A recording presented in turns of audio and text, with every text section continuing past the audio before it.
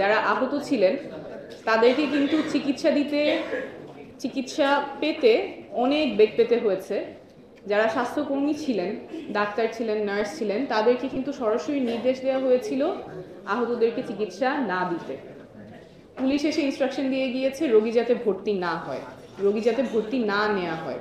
DGFI, NSI থেকে শুরু করে অনেকে চাপ দিয়েছেন যাতে ডাক্তাররা এবং স্বাস্থ্যকর্মীরা তাদের যেটা কাজ, আহতদেরকে সেবা দেওয়া, রোগীদেরকে সেবা দেওয়া, সেখান থেকে তাদেরকে বাধা দেওয়া হয়েছে এবং এই নির্দেশ না মানলে ক্রিমিনাল মামলা দেওয়া হবে, সেই থ্রেটও দেওয়া হয়েছে। এইটাই ছিল আমাদের বাস্তবতা গত বছর জুলাই আগস্টে। এবং এটা শুধুমাত্র জুলাই আগস্টে হয়েছে এমন না, এই যে পুরো স্বাস্থ্য ব্যবস্থার একটা রাজনীতিকরণ, যেখানে মানুষের চিকিৎসা পাওয়ার অধিকার ডিপেন্ড করে তার রাজনৈতিক পরিচয়ের উপরে, এটা বিগত বছরগুলোতে হয়ে আসছে এবং এই বাংলাদেশে আমরা ফেরত যাব না। চিকিৎসা পাওয়ার অধিকার তার রাজনৈতিক পরিচয়ের উপরে ডিপেন্ড করবে না, রাজনৈতিক পরিচয়ের উপর নির্ভর করবে না, এবং ডাক্তার, নার্স, স্বাস্থ্যকর্মী, অন্যান্য যারা আছেন তাদের ডিউটি পালনের ক্ষেত্রে রাজনৈতিক প্রভাব তাদের ডিউটি পালনের ক্ষেত্রে বাধা দিতে পারে না।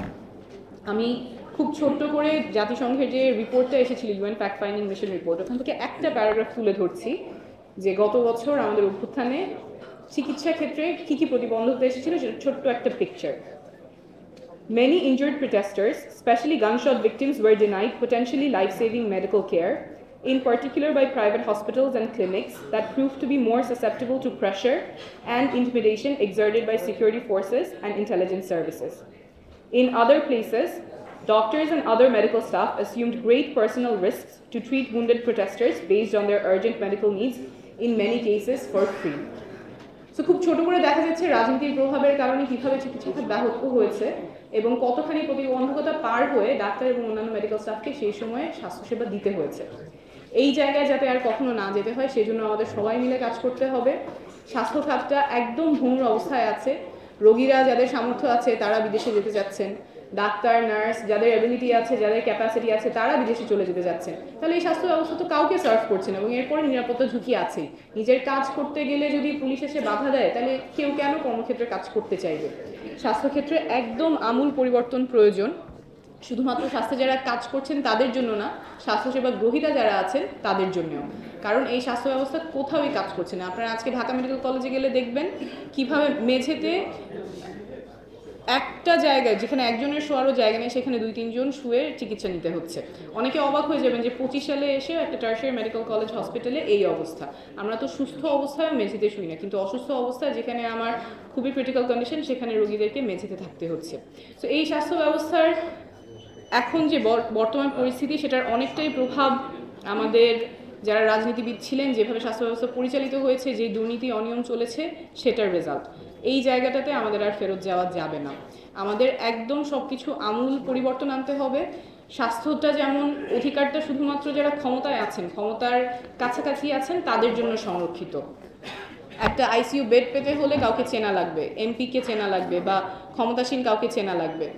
হাসপাতালে ভর্তি হতে হলে, সিট পেতে হলে কাউকে চেনা লাগবে, কিছু টাকা পয়সা দেওয়া লাগবে। এরকম তো হওয়ার কথা ছিল না। আমাদের ইউনিভার্সাল হেলথ অ্যাক্সেসটা পাওয়ার কথা ছিল, কিন্তু সেই জায়গায় আমরা স্বাধীনতার এত বছর পরেও পৌঁছাতে পারিনি।